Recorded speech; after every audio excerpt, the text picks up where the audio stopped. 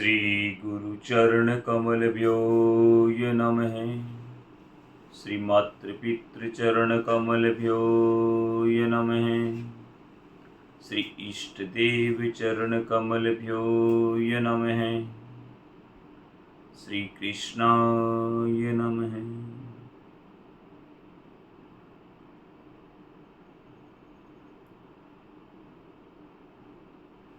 जय श्री श्याम प्रेमियों, सादर प्रणाम। प्रेमियों,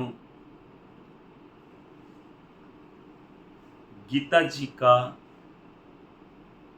दूसरा अध्याय हमने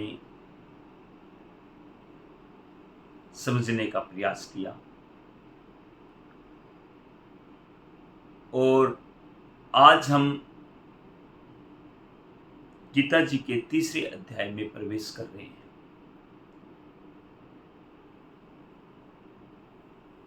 दरअसल में गीता जी के हर एक अध्याय से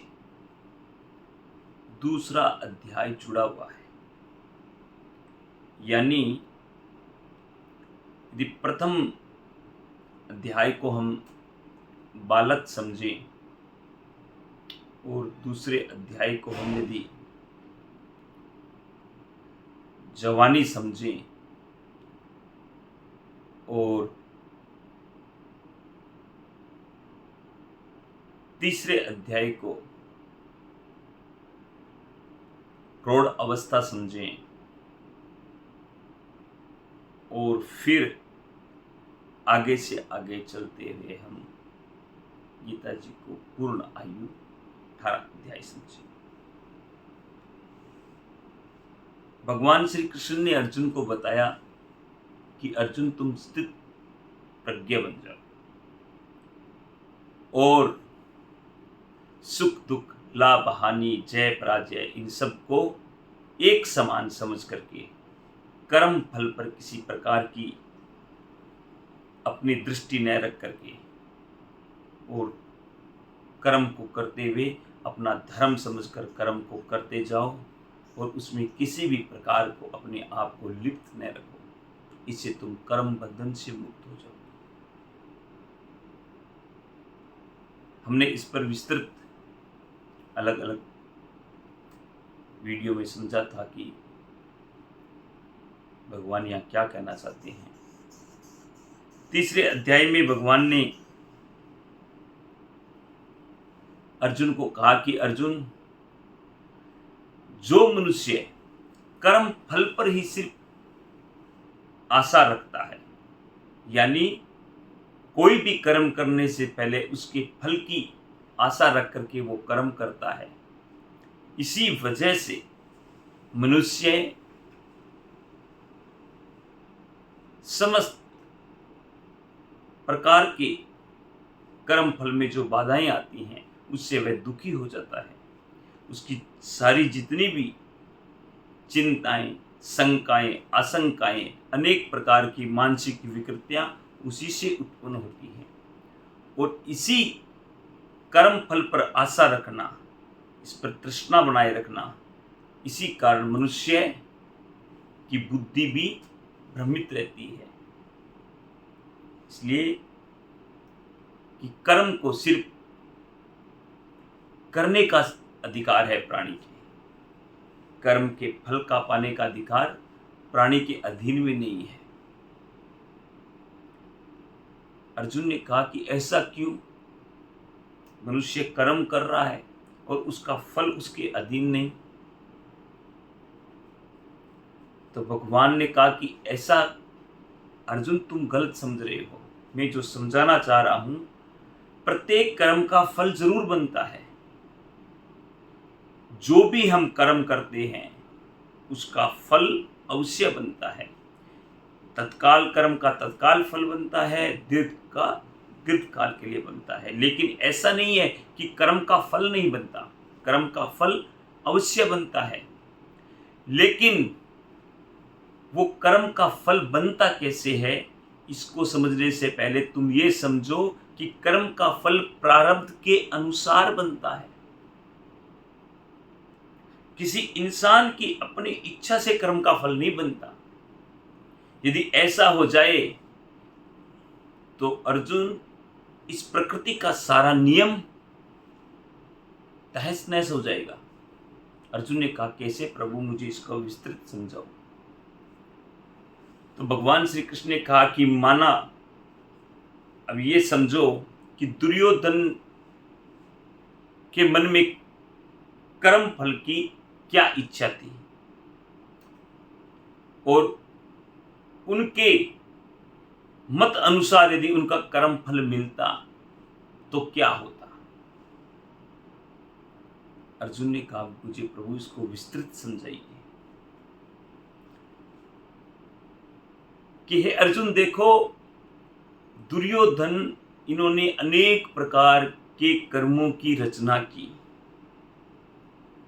कभी तुम्हें लाक्षागृह पे मारने का प्लान बनाया, कभी तुम्हें भीम भैया को कभी दरिया में फेंका दिया, कभी नित नई चालाकियां करते हुए उन्होंने कर्म को किए। और अगर उनकी इच्छा के अनुसार कर्म का फल बनता तो कितना बड़ा प्रकृति का नियम उल्टफेर होता। इसलिए ये याद रखो कि कर्म का फल अवश्य बनता है, लेकिन अपनी इच्छा के अनुसार कर्म का फल नहीं बनता। यहाँ प्रेमियों, समझने के लिए हम समझ लें कि हम कर्म कर सकते हैं, कर्म का मन में संकल्प ले सकते हैं। किसी भी कर्म को हम करें तो उसमें किसी भी प्रकार से हम कर्म को, अच्छा कर्म करें, बुरा कर्म करें, किसी का भला के लिए करें, जैसा भी हो, लेकिन उसका फल प्रकृति अपने विधान से देती है। और प्राणी का जो प्रारब्ध है, अब प्रारब्ध के विषय में अर्जुन ने प्रश्न किया कि भगवान, ये प्रारब्ध का तो सीधा सा नियम है कि प्रारब्ध तो भगवान की जो इच्छा होती है वही प्रारब्ध है, यानी जो भाग्य है वो तो भगवान लिखता है, अर्जुन यह कहना चाहता है। तो भगवान ने कहा कि हे अर्जुन, मैं यानी ईश्वर यानी भगवान, मैं किसी भी प्राणी के प्रारब्ध में दखल अंदाजी नहीं देता। मैं सब प्राणियों को स्वतंत्र छोड़ता हूं। और ये ज्ञात रहे कि जितने भी, जो भी योनियां हैं, 84 प्रकार के जीव जंतु, जलचर, नभचर, जो भी प्राणी हैं, उन सब में कर्म का विधान जो लेखा जोखा रहता है वह सिर्फ एक मनुष्य मात्र का ही रहता है। बाकी की जितनी भी योनियां हैं वो सारी की सारी योनियां अपने पूर्व जन्म के अनुसार इस जन्म में अपना जीवन यापन कर रहे हैं। उनका कोई भी कर्म प्रारब्ध के लेखे में नहीं लिखा जाता। यानी सिर्फ और सिर्फ एक मनुष्य ही एकमात्र जीव है इस लोक में जिसके द्वारा कर्म को लिखा जाता है, उसको कर्म की श्रेणी में गिना जाता है। उदाहरण के लिए, यदि कोई सांप किसी भी इंसान को काटता है तो यह भी एक कर्म हुआ।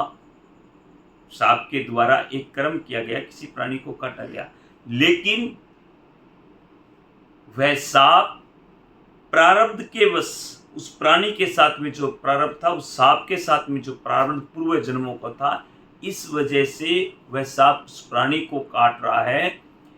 अभी उस सांप को इस कर्म का न तो शुभ फल मिलेगा न अशुभ फल मिलेगा। यानी बाकी के जो भी जीव हैं वो सिर्फ अपना पूर्व जन्मों के किए हुए कर्मों को यहाँ भोगने के लिए आते हैं। उन्हें अन्य किसी कर्म को करने की या करते हैं तो वो लिखित में नहीं आता, यानी उसका कोई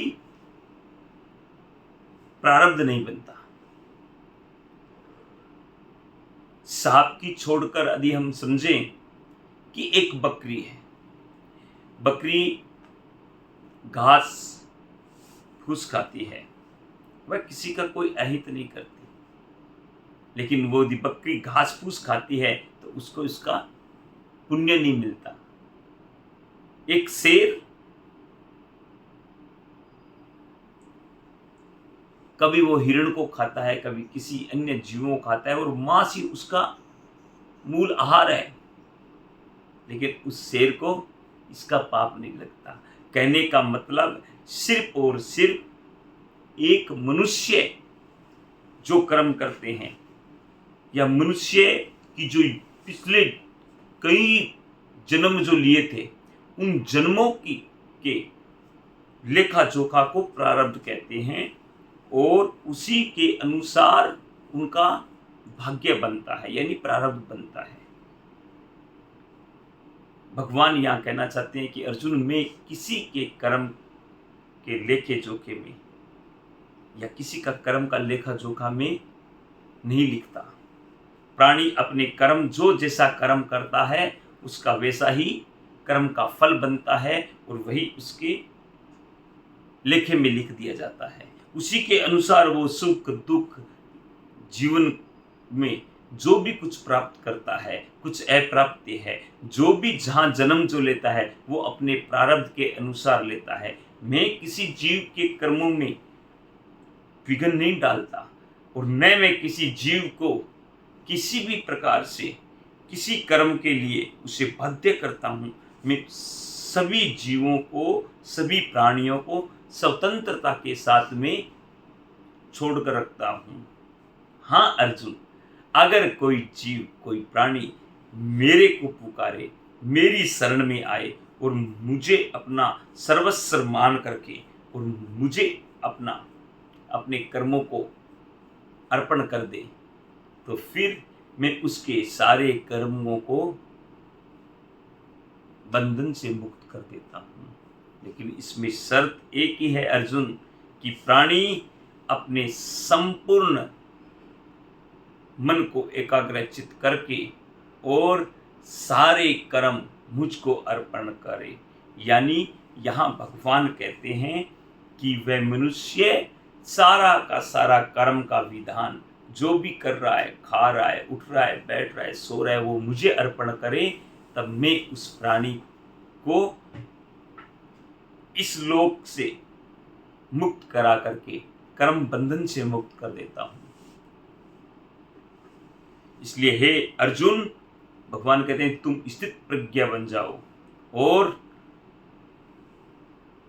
अपने मन को निग्रह करके, आसक्ति का त्याग करके, निरासक्त होकर के, और यज्ञ की भांति सारे कर्मों को कर।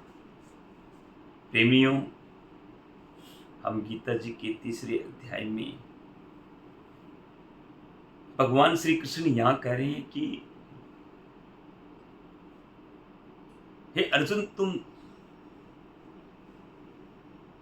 अपने सारे कर्मों को मुझ परमात्मा को सौंप करके और यज्ञ की भांति यज्ञ कर्म कर। अब यज्ञ क्या है, यज्ञ किसे कहते हैं, इसको हम थोड़ा विस्तृत समझने का प्रयास करते हैं। प्रेमियों, यज्ञ, यहां भगवान ने यज्ञ जो शब्द इस्तेमाल में लिया है, अर्जुन ने पूछा कि भगवान ये यज्ञ क्या है, यह यज्ञ पर आधारित जो कर्म आप बोल रहे हैं वो क्या है। भगवान ने कहा कि यज्ञ का अर्थ समझो। यज्ञ का अर्थ है कि प्रत्येक कर्म मुझ परमात्मा को अर्पण करें, या यूं समझो कि अपनी मन की कोई कामनाएं हैं, अपनी कोई मन की लालसाएं हैं, वो मुझ परमात्मा पर छोड़ दो। यही यज्ञ है। अर्जुन ने कहा कि मैंने तो यज्ञ के बारे में, जब ये महाभारत का युद्ध शुरू हो रहा उससे पहले हमने बहुत बड़े बड़े अनुष्ठान किए, फिर वो क्या है? भगवान ने यहां बताया कि हे अर्जुन, यज्ञ कई प्रकार के होते हैं। साधारण गृहस्थी में रहने वाले मनुष्य के लिए यज्ञ की परिभाषा अलग होगी। एक निष्काम कर्म योग को अपनाने वाले सिद्ध पुरुष के लिए यज्ञ की परिभाषा अलग होगी, और एक योगी के लिए यज्ञ की परिभाषा अलग होगी।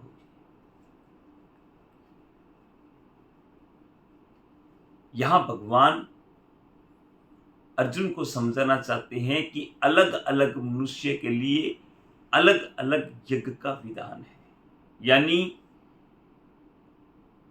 मुख्यतः 3 प्रकार के जीव इस धरा पर हैं। यज्ञ का हम यदि साधारण भाषा में वर्णन करें तो यज्ञ कई प्रकार के यज्ञ होते हैं, जिन्हें हम हवन भी कहते हैं।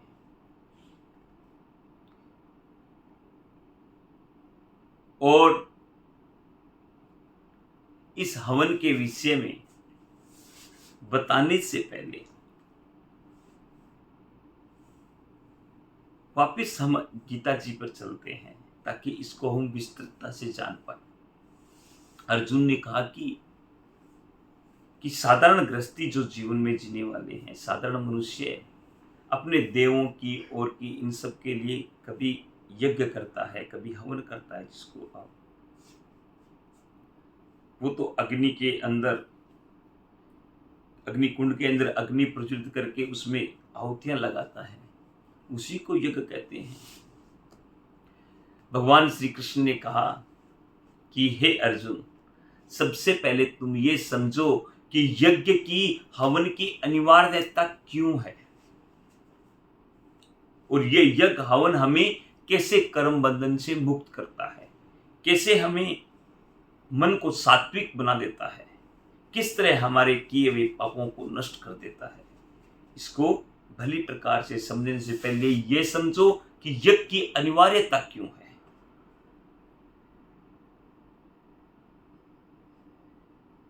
प्रत्येक जीव इस प्रकृति के अंदर आता है तो वह प्रकृति के अधिष्ठात्री देवों के द्वारा, अधिष्ठात्री देवियों के द्वारा निःशुल्क, निस्वार्थ और निष्कामता से वो देव इन्हें प्रकृति के सारे विधान प्राणी के लिए निहित करवाते हैं। यानी यहां भगवान यह समझाना चाहते हैं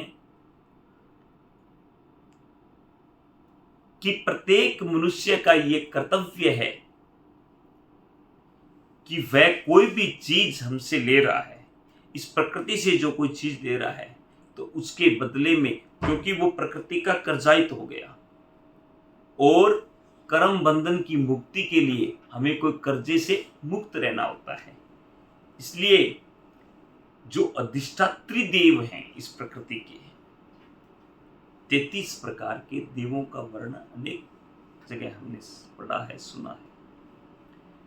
इसका उदाहरण हम समझते हैं, हम श्वास ले रहे हैं वायुदेव हवा से, हमें सूर्य नारायण भगवान हमें बिना कुछ हमसे पेमेंट लिए, बिना कुछ लिए हमें निस्वार्थ सूर्य उदय सुबह होता है और हमें संपूर्ण जगत को प्रकाशमान करते हैं, संपूर्ण जगत को एक समान सादृश्य रखते हैं, समतत्व का भाव सूर्य भगवान रखते हुए और संपूर्ण शक्तियों का, यहाँ तक कि प्रकृति का उत्सर्जन, प्रकृति के अंदर जितने भी जीव जंतु जो भी है सबको ऊर्जावान सूर्य नारायण भगवान करते हैं। वहीं जल का कार्य है, जल के अधिष्ठात्री जो देव हैं वो हमारी प्यास भी बुझाते हैं, हमारे हर प्रकार के कार्य करते हैं। यहां तक कि जल के द्वारा ही इस भूमंडल में प्रकृति नए नए औषधियों को, जो औषधियां उगती हैं वो सब भूदेवी और जल के द्वारा ही उगती हैं। यानी जो वृष्टि होती है, जो पानी जो बरस रहा है, वो भी हमें बिना किसी कुछ लगान लिए या बिना कुछ हमसे कुछ लिए ये एविरल एक समान सब पर हो रहा है।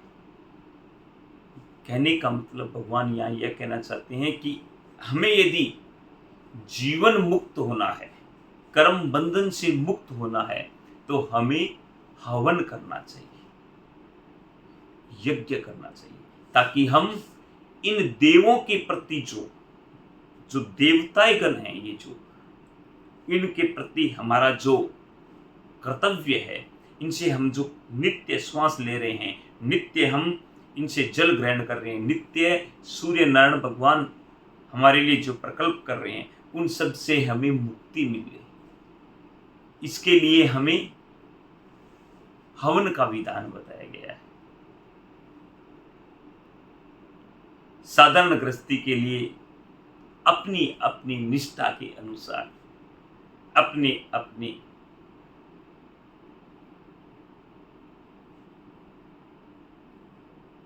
जो देव हैं उनके निमित्त हम जो हवन करते हैं, ये हवन से वो देव तृप्त होते हैं और हवन से देवों की तृप्ति से देव प्रसन्न होकर के देव इच्छित वरदान भी देते हैं और उन देव के रण से हमें मुक्ति भी मिलती है। यानी भगवान यहाँ कहना चाहते हैं कि प्रकृति का जो रण है उसको पूर्ण करने के लिए मनुष्य को हवन करना चाहिए। हवन के अनेक प्रकार के विधान बताए गए हैं शास्त्रों में। भगवान यहां कहते हैं कि अर्जुन, समस्त देवताओं का स्वामी मैं हूं, इसलिए जो हवन की जो पूर्ण आहुति लगती है वो पूर्ण आहुति का मूल मैं हूं। इसलिए जो प्राणी हवन करते हैं और हवन में जो पूर्ण आहुति देते हैं वो उस पूर्ण आहुति का द्योतक मैं हूं। यानी ये समझो कि वह जो यजन कर रहा है यज्ञ के द्वारा, उस यजन का मूल मैं हूं और मुझ के द्वारा यानी परमात्मा भगवान श्री कृष्ण के द्वारा उसका मन स्वतः ही सात्विक हो जाता है। प्रेमियों, यहाँ पर भगवान हमें कह रहे हैं कि यदि कोई इंसान स्थित प्रज्ञ महापुरुष की कसौटी पर अपने आप का मन नहीं लगा पाता है तो वो अपने कर्मों को इस तरह करे कि जैसे हवन कर रहे हैं। वो कर्म को प्रभु के निमित्त होकर के कर्म करता रहे और अपने जीवन को सारे भोग उपभोग को भोगता हुआ भगवान वासुदेव में ही सब समर्पित करता जाए। हम साधारण भाषा में कहते हैं, तेरा तुझको अर्पण किया लागे मेरा। यही बात यहाँ हमारे लिए स्पष्ट समझनी चाहिए कि भगवान के निमित्त किया गया कोई भी कार्य यज्ञ है। यज्ञ करने से मन सात्विक भी होता है, देव की प्रसन्नता से जो देव हैं, अधिष्ठात्री देव, वो सब प्रसन्न होकर के मनुष्य को हर प्रकार के आवश्यक पदार्थ भी उपलब्ध करवाते हैं, क्योंकि भगवान ने स्पष्ट कहा है कि मैं किसी के कर्म के अंदर दाखिल नहीं करता। अब यज्ञ का भगवान वर्णन करते हुए कहते हैं कि यज्ञ अनेक प्रकार से हो सकते हैं।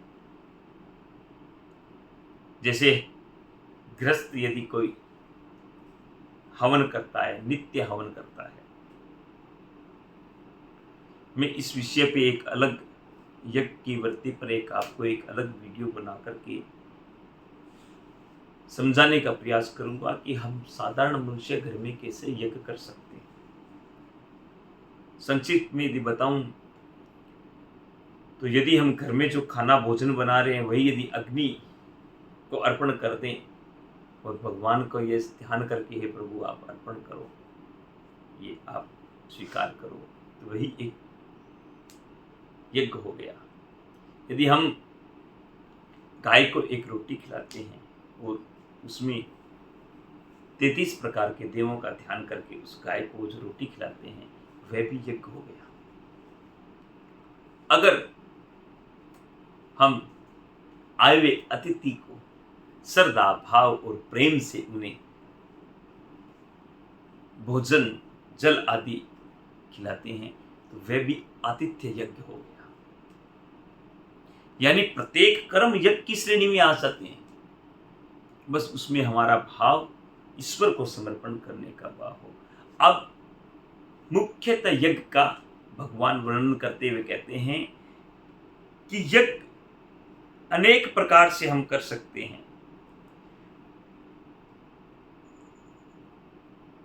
किसी के पास में खूब धन दौलत है, प्रारब्ध के वश, अपने कर्मों के वश उसके पास में खूब धन दौलत है, तो वह जन कल्याण के लिए कहीं दान आदि जो देता है, कहीं भूखों को भोजन करवा रहा है, कहीं गौओं के लिए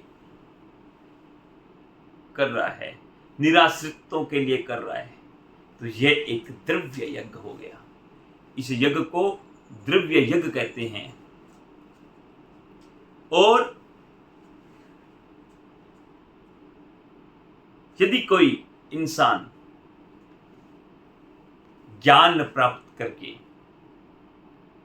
शास्त्रों नियमों को धारण करके और जन कल्याण की भावना से जगत का कल्याण हो, यह उद्देश्य रख करके अगर कोई लोगों को उपदेश दे रहा है, लोगों को ज्ञान के मार्ग पर चलने के लिए प्रेरित कर रहा है, तो यह भी उसका यज्ञ हो। इसे ज्ञान यज्ञ कहते हैं। उदाहरण के लिए जो निष्काम भाव से गीता जी, रामचरितमानस, मद्भागवत, महापुराण, इन सब को जो महापुरुष बिना किसी निष्काम जन कल्याण के लोगों का कल्याण हो, लोग उसको भली प्रकार से समझ पाएं और उनका ज्ञान बढ़ जाए, यह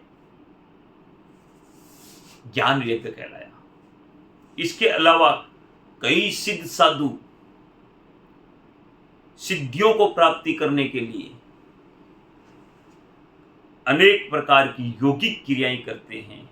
इस विषय में जो अष्टांग योग का जो यज्ञ है, उस विषय में हम कल विस्तृत बात करेंगे प्रेमियों। आज के लिए इतना ही। जय श्री श्याम।